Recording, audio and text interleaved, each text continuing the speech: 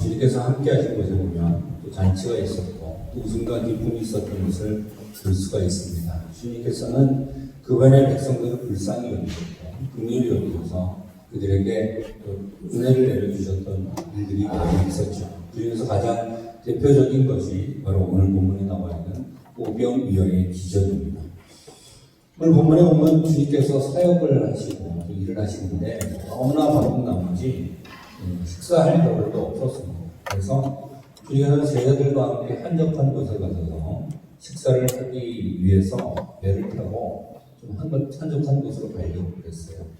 사람들이 주님과 제자들이 가는 것을 알고 아주 열심히 그들보다 먼저 가서 곳에서 기다리고 있는 그런 상황이 벌어지는 것이죠. 주님께서 그 많은 사람들이 이렇게 한적한 곳에 와 있는데 지금처럼 배달이 잘 되는 것도 아니고 또 음식이 풍부한 것도 아니고 그렇게 되다 보니까 그 많은 사람들이 식사를 하려고 열심히 보셨잖아요. 근데 식사는 그 사람들을 해결을 해주려고 하다 보니 방법이 없는 거예요.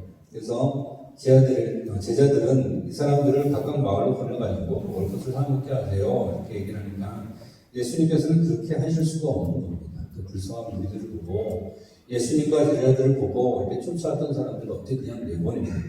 그래서 너희가 먹을 것을 주라라고 얘기하니까 제자들은 당황하죠. 이 많은 사람들을 남자만 5천 명이었다. 추측을 해보면 한 2만 명 정도 될 거다. 이렇게 생각이 되는 거예요. 그렇잖아요. 그죠? 남자가 5천 명이었으면 여자도 5천 명 있었을 것이고 어른들만 샀다고 생각을 한다면 아이들도 주섬주섬 데리고 왔다고 생각을 한다면 적어도 10,000명, 더 많으면 2만 명이나 되는데 그 많은 사람들의 식사를 어떻게 다 해결을 합니까? 못하죠. 예수님께서 주라고 얘기를 하는 거예요. 그래서 주님께서는 50명, 100명씩 푸른 잔디에 앉게 하시고 서로 마주보면서 이렇게 소그룹을 이렇게 나눠준 거예요. 그리고는 그들에게 있었던 먹을 것 전부가 몇 개였냐면 보리빵 5개랑 물고기 2마리였습니다. 그래서 그것을 가지고 감사 기도를 드리시고 수많은 사람들이 먹을 수 있었던 그런 놀라운 기적의 말씀이 오늘 본문의 말씀이다라는 겁니다. 오늘 본문의 말씀이 얼마나 놀라운 기적이었냐면 사복음서에 모두 동일하게 기록되어 있는 사건은 이 오병이어 사건 하나밖에 없어요. 그러니까 그만큼 중요한 내용이고 이것을 통해서 예수님께서 그분의 백성들에게 보여주시고자 하는 말씀들이 많았다라는 겁니다. 주님께서 보시면 이것은 완전히 잔치였다라는 것을 볼 수가 있는데요. 보리빵 5개, 물고기 2마리, 한 사람, 한 어린아이가 먹을 만한 점심 도시락 정도 되는 건데 물고기 2마리가 그러면 큰 물고기가 아니거든요. 요만해가지고 염장돼가지고 그냥 이렇게 빵만 먹으면 목이 메이니까 이제 소금기 있는 걸 먹으면서 이렇게 목을 축적하면서 먹을 수 있는 그런 물고기 2마리였던 것인데 그거를 가지고 요한복음에 보면 그들의 먼대로 주시리라. 그러니까 먹고 싶은 대로 배부르게 먹은 거예요. 저처럼 많이 먹는 사람도 있었을 거 아니에요. 얼마나 많이 먹었겠습니까? 그리고 남는 것이 몇 바구니냐면 12바구니가 남았다라는 것입니다. 이 기적을 맛본 백성들은 그 기쁨을 이루 표현할 수가 없었던 것을 알 수가 있죠. 예수님 말씀이나 기적이나 제자들이 하는 그 놀라운 일들을 보면서 예수님 쫓아왔는데 이렇게 배불리까지 먹여주니까 얼마나 감사한지 모르겠어요. 놀라운 잔치가 계속되었던 것을 볼 수가 있는데요. 우리가 오늘 말씀 통해서 과연 우리가 감사하는 삶을 어떻게 살아가야 할 것인가라는 것을 한번 돌아봤으면 좋겠습니다. 감사는 가장 위대한 품성이고 다른 모든 품성이 아버지다라는 말이 있습니다. 말하자면 우리가 얘기하는 미덕이라는 것, 좋은 품성이라는 것이 사실은 감사한 것으로부터 다 출발되어진다라는 것을 말하는 건데 우리가 가만히 생각해보면 그래요. 그렇죠? 얼마나 감사하느냐에 따라서 그 사람이 감사하지 않는 사람과의 품성을 비교해보면 우리도 직감적으로 혹은 우리 경험을 통해서 충분히 알 수 있다라는 겁니다. 성격이 아주 나쁘거나 날카롭거나 또 쉽게 대할 수 없는 사람 그리고 타락한 사람들의 특징이 뭐냐면 도무지 감사를 모르며 살아가는 그런 삶을 살아간다라는 것이에요. 로마서 1장 21절에도 수많은 죄인들의 모습을 말하면서 하나님을 알게 하나님을 영화롭게 또 아니하며 감사하지도 아니하고 라고 성경은 기록하고 있다는 것입니다. 사랑하는 성도 여러분, 감사하는 영혼이 하나님을 영화롭게 하는 일로 믿으시기를 예수 그리스도의 이름으로 축원합니다. 시편 말씀에 감사로 제사를 드리는 자가 나를 영화롭게 한다. 우리가 항상 이렇게 습관처럼 얘기하는 것이 하나님 앞에 영광되는 삶을 살아야죠. 하나님 앞에 영광 돌려야죠. 우리의 삶이 하나님 앞에 영광이 되어야죠. 오직 영광은 하나님께 라고 말하지만 그 영광을 돌리는 방법이 무엇이냐면 감사로 하나님 앞에 예배를 드리는 자가 하나님을 영화롭게 하고 영광스럽게 한다라는 겁니다. 감사절을 하루를 지났습니다. 그럼에도 불구하고 우리는 다시 한번 이 감사에 대해서 생각을 해봤으면 좋겠는데요. 그래서 오늘 말씀에 제목을 감사라고 적었는데 감사의 첫 번째는 감사는 받은 것을 받았다고 표현하는 것이 감사의 첫 번째 단추다라는 것입니다.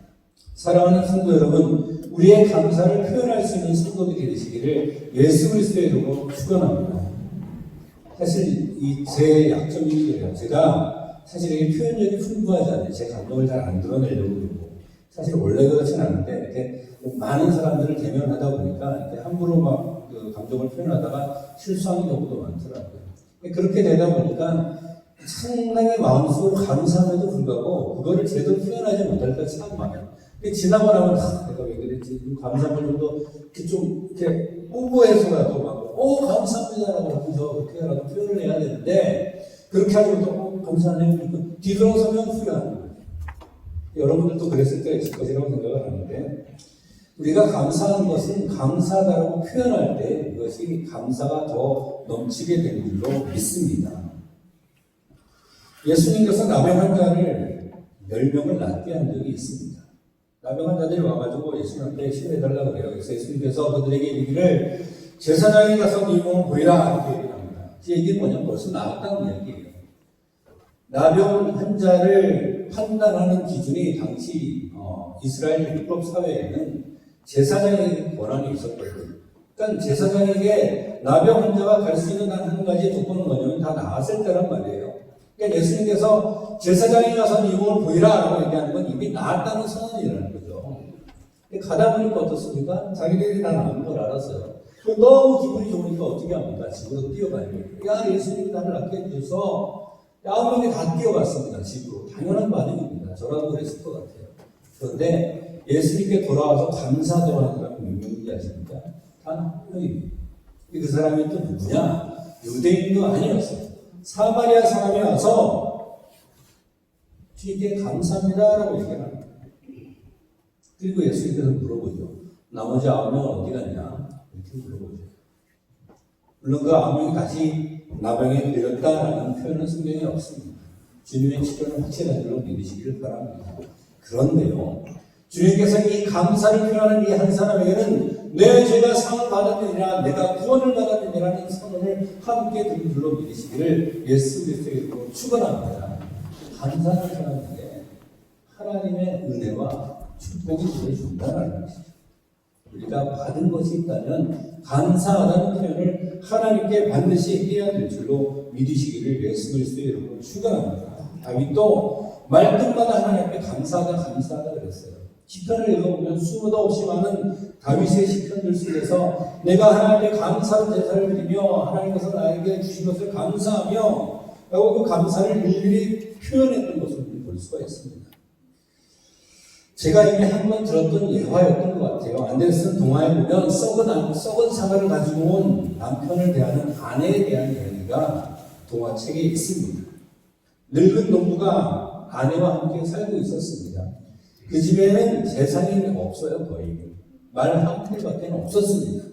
그래서 할머니는 남편에게 말 한 풀밖에 없으니까 가가지고 이 말을 가지고 자기 가서 더 좋은 곳으로 바꾸오라고 부탁을 했어요. 근데 이 할아버지는 그 말 한 풀을 뭐로 바꿨냐면 썩은 사과 하나로 바꿔가지고 어이가 없잖아요. 말 하나를 가져왔는데 하다못해 돼지 한 마리는 안 되라도 돼지 한 근이라도 가지고 와야 되는데 뭘 가져왔어요? 썩은 사과 하나를 가지고 왔단 말이에요. 근데 그렇게 하고 있는 그 할아버지의 모습을 본 어떤 부자는 부자가 되는 이유가 다 있죠. 계산이 빠르니까. 그래서 부자가 보면 너무나 웃긴 거예요, 이게. 말 한 피를 가지고 왔는데 썩은 사과 하나라니. 그래서 노인과 내기를 하는 겁니다. 뭐라고 했냐면 틀림없이 집에 가서 너는 여가는 먹을 거야. 네 아내가 엄청 화를 내게 될 거야. 내가 걸어. 이렇게 된 거죠. 뻔하지 않습니까? 말 한 피를 가져와서 썩은 사과 하나를 가져왔는데 가만히 있을 아내가 어디 있겠어요? 그래서 너희는 집에 들어서자마자 부인에게 말을 합니다. 부자와의 생각을 했겠죠. 내가 처음에 말을 가지고 왔는데 염소를 가지고 있는 사람이 있더라고. 그래서 염소랑 바꿨어. 그랬더니 부인이 뭐라고 얘기를 합니까? 벌써 염소랑 말로부터 안 맞잖아요. 거기서부터 화를 내야 되는데 부인이 뭐라고 그러냐? 아이고, 의를 먹게 되었으니 고맙죠. 이렇게 대답을 한 거예요. 근데 썩은 사과까지 내려가야 되잖아요. 그죠? 염소를 다시 양하고 바꿨어. 아이, 그건 더 좋지요. 양이 먹을 풀들에 가득하고 또 양젖을 먹고 털옷까지 입게 되었으니 얼마나 감사합니까? 아내라도 그렇게 대답을 해요. 남편이 여기서 끝나지 않습니다. 진짜 답답한 남편이긴 해요. 근데 그 양을 닭하고 바꿨어. 아, 잘 바꿨어요. 암탉은 알을 낳고 알의 병아리가 되면 우리 집은 양계장이 될 수 있겠어요. 답답하면 그칩니다. 그들도 계속 아내는 감사하다고 마지막입니다. 이 늙은 남편은 아내에게 이번에는 암탉과 썩은 사과를 바꿔버렸네. 이제는 화를 내고 하잖아요. 썩은 사과로 뭐를 합니까? 그런데 그렇게 얘기를 하는 겁니다. 그럼 더 칭찬해야겠네요. 글쎄 옆집에 파한 풀을 풀어갔더니 썩은 사과 한 개가 없대요. 이제 그 집에 내가 썩은 사과를 구워줄 수 있게 되었으니 고마워요. 이 집은 그래서 행복합니다. 없는 것에 집착하는 사람은 행복할 수가 없어요. 물론 극단적인 이야기이긴 해요. 세상에 이런 사람이 어디 있겠습니까? 또 그렇게 한다고 화를 안 내고 끝까지 좋은 걸 찾는 그런 사람은 어디 있겠습니까? 그러나 안내를 쌓는 이것을 통해서 있는 것에 감사할 줄 알아야지 행복이 찾아온다는 것을 말하고 싶다라는 겁니다. 우리가 더 좋은 거 추구하다 보면 언젠가 끝이 있을 것 같지만 한도 끝도 없어요. 계속 채워도 끝이 안 나는데 그것은 불행한 인생의 시작이 된다는 것입니다. 있는 것에 이미 내가 받은 것에 감사할 수 있는 것, 그것이 감사의 시작임을 예수 그리스도의 이름으로 축원합니다. 명심하고 살아가야 돼요. 젖소를 키우는 가정도 있겠죠. 근데 젖자는 소가 한 마리가 있으면 어떻게 해야 되겠습니까? 젖은 매일 짜야 된다고 하지만, 그죠? 왠지 젖소가 마르지 않아요. 만약에 젖을 한꺼번에 많이 짜겠다고 싶어서 생각하고 싶어가지고 그 젖소를 짜지 않고 내가 한 20일 동안 그 젖을 이렇게 비축해 두었다가 그 다음에 짜면 한꺼번에 많이 나오겠지라고 생각을 한다고 합시다. 그럼 젖이 나올까요? 안 나올까요? 안 나옵니다. 말라버려요. 매일 젖을 짜야지 그것이 된다는 거예요. 지금이야 그래도 이렇게 물을 비축할 수 있는 어떤 저장할 수 있는 그런 기술들이 냉장고도 있고 그러니까 상관없지만 옛날에 그렇게 생각하는 사람들이 있었을 법돼요. 짜면 사고 그러니까 한꺼번에 많이 먹으려고 한 며칠 뒀다가 이렇게 짜. 그러면 나와요, 안 나와요? 안 나온다는 거예요. 마찬가지로 우리의 감사는 매일 짜야지 감사가 넘쳐나게 되는 걸로 믿으시기를 바랍니다. 감사를 한꺼번에 많이 하기 위해서 비축해낸다고 감사가 넘쳐나지 않는다는 거예요. 젖을 매일 짜야지 그 젖소에서 젖이 잘 나오게 되는 것처럼 우리도 감사라는 젖을 매일 짜서 하나님 앞에 그 감사를 드릴 때 내가 받은 것을 하나님 앞에 감사한다고 표현할 때 하나님께서 우리에게 반드시 복을 주실 줄 믿습니다. 그러한 감사를 하나님께 드리는 모든 성도들이 되시기를 예수 그리스도의 이름으로 축원합니다. 감사의 두 번째는 이미 받은 것뿐만 아니라 장차 받을 것이나 이미 받은 것처럼 우리가 믿음으로 표현하는 것도 감사다라는 것입니다. 사랑하는 성도 여러분, 우리에게 주실 은혜, 앞으로 또 확실하게 우리에게 주실 것을 믿고 우리가 하나님 앞에 감사할 수 있는 성도들이 되시기를 예수 그리스도의 이름으로 축원합니다. 받은 것을 감사하다라고 하는 것도 못하는 사람이 물론 있습니다. 세상에. 저는 그런 사람들은 개만도 못하다 이렇게 생각을 해요. 자꾸 개를 얘기하니까 개가 나쁘면 개는 참 괜찮은 짐승인 것 같아요. 사람한테 고마워할 줄 알고 사람 말도 잘 듣고요. 의리도 있어요. 그리고 걔도 뭔가를 주인에게 받은 것이 있으면 그것에 대해서 감사하는 그런 마음을 갖고 살아가는 것이 걔라는 거예요. 심지어 자기를 때려도 주는 쫓아다니는 게 걔더라고요. 예전에 어떤 부모사님이 그러는데 자기가 어렸을 때 걔를 한 마리 키웠는데 자기 아버지가 그 걔를 잡아먹으려고 걔를 잡으면 어떻게 합니까? 기절을 시켜가지고 옛날에 뭐 때려 잡은 분들도 있긴 있었지만 어쨌든 기절을 시켜서 몸에 달아가지고 걔 태우잖아요. 터지죠. 틀을 가슴이잖아요. 근데 얘가 제대로 죽지 않았는데 아마 그 아버지가 걔를 이렇게 틀을 태웠나 봐요. 그러니까 걔가 중간에 도망쳤어요. 도망을 쳤대요. 그래가지고 그 목사님 생각에는 이 걔가 타다가 이제 도망갔으니까 우리는 돌아오지 않는다고 생각했는데 방 타다가 들어온 걔가 자기 아버지한테 돌아오더라는 거예요. 그동안 자기 먹여준 주인이라. 걔가 그런 존재죠. 받은 걸 감사하는 거는 동물들도 할 줄 아는 거예요. 그런데요, 더 귀한 것이 사람이라면, 또 너무나 하나님을 믿는 그리스도인이라면, 받은 게 아니라 하나님께서 내게 주신 은혜로 인하여서 감사를 믿음으로 드리는 신앙, 그것이 감사의 신앙인 줄로 믿으시기를 예수 그리스도의 이름으로 축원합니다. 예수님께서요, 이 오병이어 기적을 하실 때 하늘을 향하여 축사하시죠. 근데 받지 않았어요. 하나님께서 그 오병이어를 통해서 그 기적을 아직 베풀지 않으셨어요. 근데 하나님, 예수님께서는 어떻게 하셨습니까? 미리 하나님 앞에 감사하시고 그것을 축사하셨다는 거예요. 하나님께서 이 많은 백성들을 이 물고기 2마리 보리떡 5개로 먹일 줄로 믿어요. 그것에 미리 감사합니다라는 것이 예수님이 하신 기도였다라는 거예요. 우리가 감사할 때 우리의 삶의 기적이 일어나는 줄로 믿으시기를 예수 그리스도의 이름으로 축원합니다. 감사하는 사람에게 기적이 일어난다라는 거예요. 요즘 우리나라 야구 선수 중에서 또 이슈가 되는 사람이 유현진 선수죠.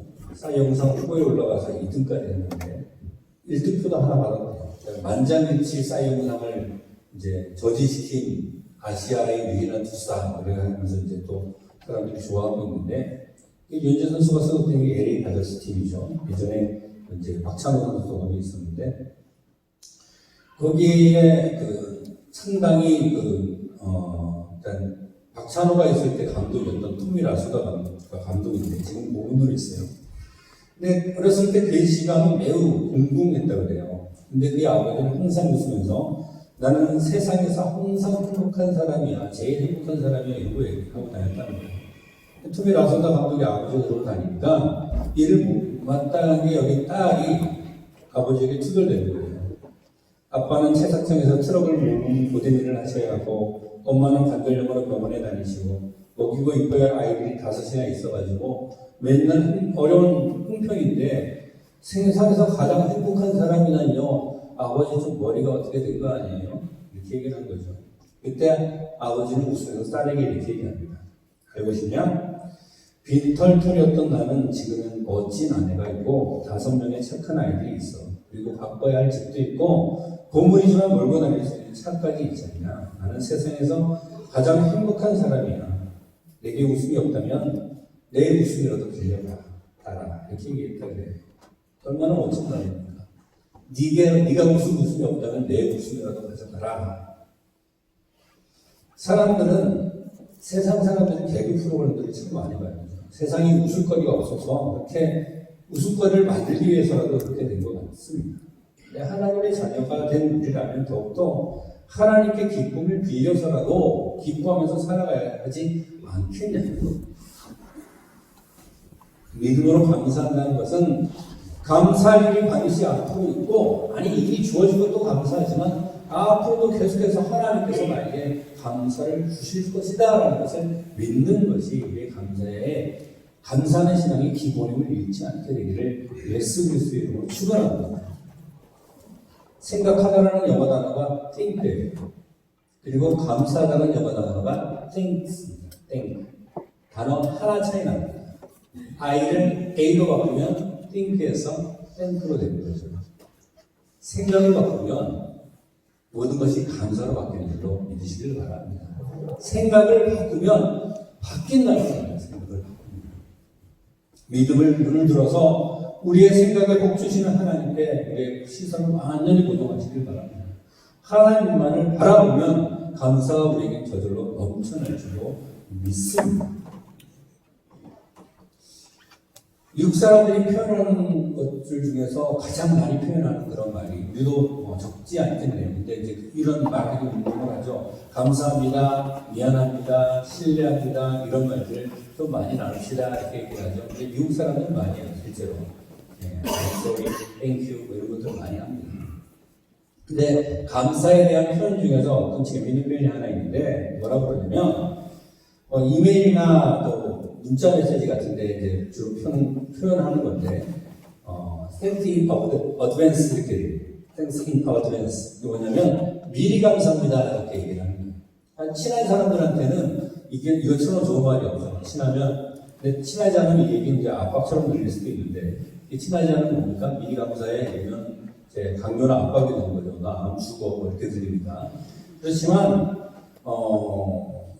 매우 친밀하다면 최상의 감사가 되는 거죠. 친한 사람한테 미리 감사하니까 네가 나를 도와줄 거는 이미 알고 있어 이렇게 얘기하는 거죠.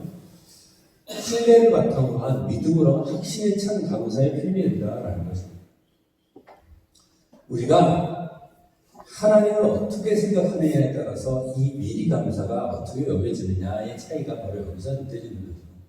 친밀하지 않으면 미리 감사하는 건 하나님 앞에 압박이 된다라고 생각을 하겠습니다. 그러나 우리가 하나님과 친밀한 삶을 살아간다면 미리 감사하는 표현은 하나님께 드리는 최고의 감사가 될 줄로 믿습니다. 내 삶에 이미 주셨고 지금도 주고 계시고 앞으로도 지속적으로 우리에게 은혜를 주실 그 하나님 앞에 미리 감사하며 살아갈 수 있는 성도들이 되시기를 예수 그리스도의 이름으로 축원합니다. 감사 세 번째는 이 안에 축복의 비결이 담겨 있다라는 것입니다. 오늘 본문에 보면 마지막 절쯤에 다 배불리 먹고 남은 떡 조각과 물고기를 12바구니 차게 거두었으며 떡을 먹은 남자는 5,000명이었더라 이렇게 기록하고 있는 것을 볼 수가 있습니다. 이것은 감사로 드린 이 모든 것들에 대한 하나님의 축복인 줄로 믿습니다. 사랑하는 성도 여러분, 감사를 하면 하나님의 축복이 반드시 우리에게 임하는 줄로 믿으시기를 예수 그리스도의 이름으로 축복합니다. 물론 감사는 그렇게 하는 건 아니에요. 내가 이 감사를 드리면 뭔가 나에게 보답이 오겠지라고 기대하면서 하는 건 감사가 아니에요, 사실. 그럼에도 불구하고 그런 기대감이 없이 진정한 마음으로 감사하는 삶을 살아갈 때는 반드시 돌아오는 것이 있게 되죠. 우리가 이웃들과 사랑을 나누고 감사를 나누는 삶을 살아갈 때 여러분 어떻게 하세요? 내가 저 사람한테 이만큼 베풀었으니까 저 사람이 똑같이 나한테 얼만큼 줄 거야 라고 계산하십니까? 잘 안 하죠? 물론 한 만큼 있는데 돌아오는 게 없으면 되게 서운하기도 해요. 한 게 있으면 뭔가 이렇게 돌아가면서 와야 되는데 한국 사람들의 근데 문화가 그래요. 저기 더치페이라는 문화가 유럽에 가면 있잖아요. 그죠? 자기 먹을 것은 자기가 꼭 내고 다른 사람에게 절대로 부담을 주지 않는 것. 어떤 면에서 보면 상당히 건전한 문화인 것 같은데 우리 한국 사람의 그 식당 시장에서 왔을 때 어떻게 저렇게 냉혈하냐. 자기 먹을 거 자기만 딱 내고 다른 사람 건 내주지도 않고 자기 건 자기가 내고 그렇게 하냐. 근데 왜 그런지 아십니까? 그 사람들은 나누는 게 없어서 그래요. 한국 사람들은 그렇지 않잖아요. 똑같이 나누지는 않지만 어떤 사람이 이걸 한번 쓰면 자기가 그걸 기억하고 있다가 나중에 자기도 얼마 내고 그게 똑같이 맞아떨어지지는 않지만 주고받는 것이 생기다 보면 그것이 똑같이 되는 거예요. 근데 우리가 그것을 누구를 위해서 대신 내주고 막 할 때 내가 이만큼 냈으니까 저 사람이 나한테 이만큼 해야 돼 라고 계산하면 진짜 매정하는 거죠. 그죠? 그렇게 하는 사람이 한국 사람이라면 물론 없다고 생각해요. 근데 하나님께도 마찬가지인 것 같아요.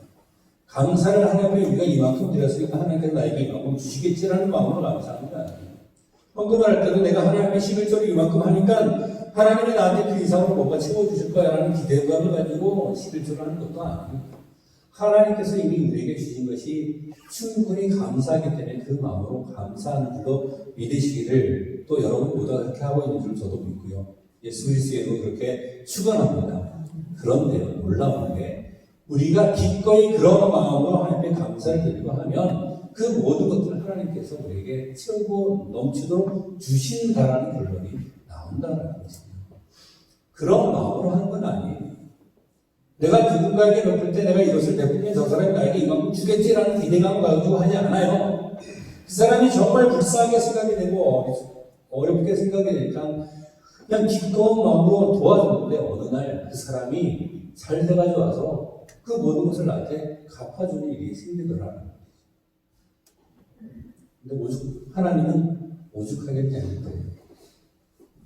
감사라는 것은 역경을 기회로 만드는 비결임으로 믿으시길 바랍니다.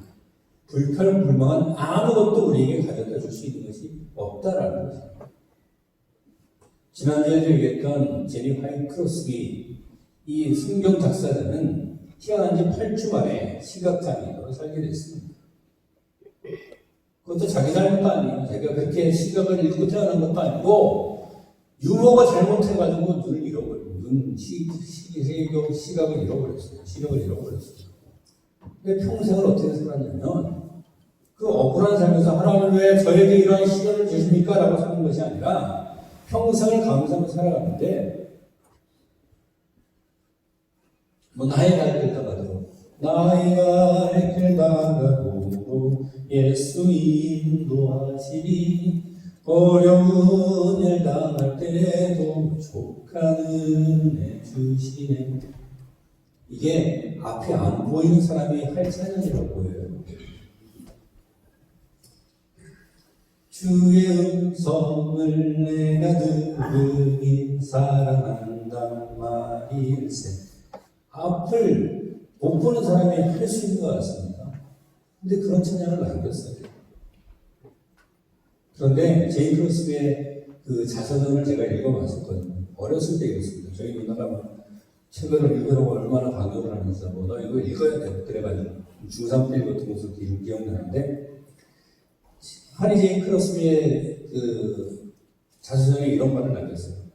내가 만약에 맹인이 아니었다면 어떻게 다른 사람들을 도와주면서 살 수 있었을까 생각해 봅니다. 반대로 자기가 눈이 보이지 않기 때문에 그렇게 감사한 사람 앞에 살면서 많은 사람들을 도와주고 살아갈 수 있었다라는 것으로 해석을 하고 있는 거죠. 우리나라에도 비슷한 시인이 있잖아요. 손명희 시인. 역경을 감사로 이겨낸 사람. 크로스비. 그냥 결국 94세까지 건강하게 살았다라는 것을 볼 수가 있는데 감사 그 안에 하나님께서 주신 축복이 그 안에 생명의 위주로 믿으시기를 바랍니다. 바울과 실라가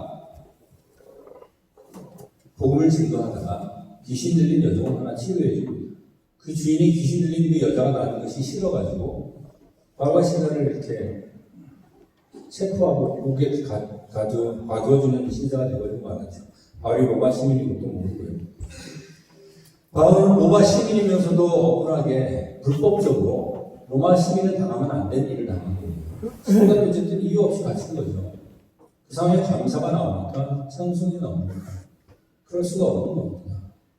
그냥 우리가 상식적으로 생각하면 하나님, 내가 하나님을 위해서 꾸준히 복음을 증거할 것밖에 없는데 내가 왜 이 신세를 당해야 되나요? 하나님. 기도를 해도 그렇게 기도할 수밖에 없는 상황입니다. 그런데 창고를 메고 부자연스러운 그 상태에서 하나님께 감사하고 찬양했다라고 성경을 기록하고 있어요. 한밤중에 바울과 실라가 기도하고 하나님을 찬송하며 그때 어떤 일이 벌어집니까? 갑자기 큰 지진이 나서 옥토가 움직이고 문이 다 열려버렸다라는 것입니다. 하나님의 기적이 일어난 대로 믿으시기를 바랍니다. 지진이 무섭긴 무섭더라고요. 저도 이번에 인도네시아 가서 첫날 저녁에 지진이 나보니 여진도 없어졌으니까 별거 없겠지라고 생각했는데 그때 봤던 지진이 5.0 지진이거든요. 5.0 지진 바로 옆에서 직접 경험해 보니까 무섭더라고요. 아무것도 안 무서웠어요. 하나님의 은혜입니다. 감사하더라고요. 전혀 긴장도 안 되고 그랬어요. 나와서 막 당황하고 막 그러는데 선교하러 왔는데 하나님께서 설마 데려가시겠습니까? 아니, 선교하러 와서 하나님 데려가지고 숨겨주고 가족이 좀 걱정되는데 그것도 하나님께서 알아서 하시겠지. 그랬습니다. 하나님께서 무사히 돌아오게 해주신 줄로 믿습니다. 감사할 때 하나님께서 우리에게 그러한 축복들을 우리에게 주신다라는 것을 결코 잊지 않으셔야 돼요. 그 축복을 받으려고 감사하는 건 아니지만 내 감사의 생활이 넘쳐나는 그렇게 된다는 거죠. 제가 내 나이에 비해서 그래도 외국을 좀 많이 나간 편이에요. 어떻게 하다 보니까 하나님 은혜로 이렇게 이제 선교도 다니고 유럽에도 다녀오고 이렇게 하다가 이제 외국을 많이 다녔는데 그렇게 비행기를 많이 타면서 하나 놓쳤던 것이 뭐냐면 얼마 전 작년까지 놓쳤던 것 같아요. 별 생각 없이 맨날 항공사가 바뀌니까 싸게 다니는 건 돈이 많지 않잖아요. 그러니까 싸게 다니려고 하다 보니까 아시아나 대한항공 이런 걸 이용을 못하고 맨날 뭐 해외 항공사 이런 걸 이용하는 거예요. 그러니까 다른 항공사니까 마일리지 살 생각을 아예 하지도 않아서 그랬던 거예요. 근데 나중에 알고 보니까 그게 다 알아두세요. 스타일 얼라이언스라는 그룹이 있고요. 스카이티비라는 두 그룹이 있습니다. 그래서 어지간한 항공사는 스타일 얼라이언스나 스카이티비 둘 중에 하나 해당이 돼 있어서 해외 항공사라도 마일리지를 적립할 수가 있어요. 그걸 몰랐던 겁니다. 유럽 한 번 정도 갈 수 있는 마일리지 날아갔어요. 참 아까워요.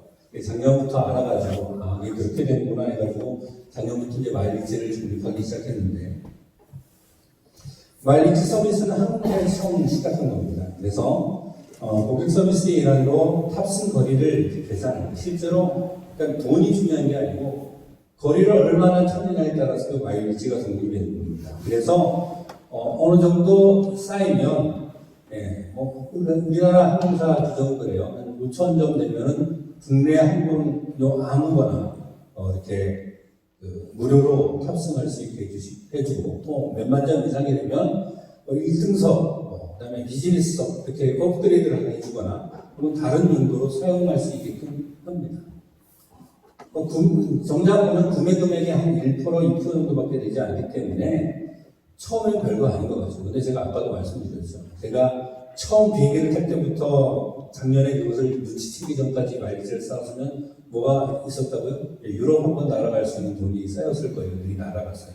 별거 아닌 것 같지만 모으면 어마어마해지는 겁니다. 일정 금액 이상이 되었을 때 현금처럼 쓸 수도 있다라는 거예요. 이 마일리지는 이제 항공사에만 해당이 되지 않죠. 요즘 여러 가지 이제 보너스들이 쌓이면서 포인트들 같은 것들을 많이 쓰이는데 이 제도의 특징이 무엇이냐면 어느 정도 쌓여야 사용이 가능하다. 예를 들어서 롯데에서는 L포인트다. 그것도 만점 이상. SK에서는 캐시백 포인트다. 그것도 만점 이상. 이런 게 있어요. 일정 금액이 넘어야지 그것을 사용할 수 있게 된다. 제가 말씀드리고 싶은 것은 뭐냐면 감사가 마일리지라는 거예요. 감사. 작은 감사라도 자꾸 쌓이면 별거 아닌 것 같죠. 그냥 하나님께 그냥 이 정도 감사해요. 당연한 것 이게 아니라 그 감사, 저 감사가 쌓이면 마일리지 서비스처럼 축복이 되어서 우리에게 돌아올 줄로 믿습니다. 저처럼 어리석게 그러니까 한 300만 원 달아가거든요. 이렇게 날려보는 것 같아요. 너무 한찮고 귀찮아서 사실 저도 귀찮은 면이 있었거든요. 그때 인터넷 가서 이렇게 해야 되고 귀찮아가지고는 안 했는데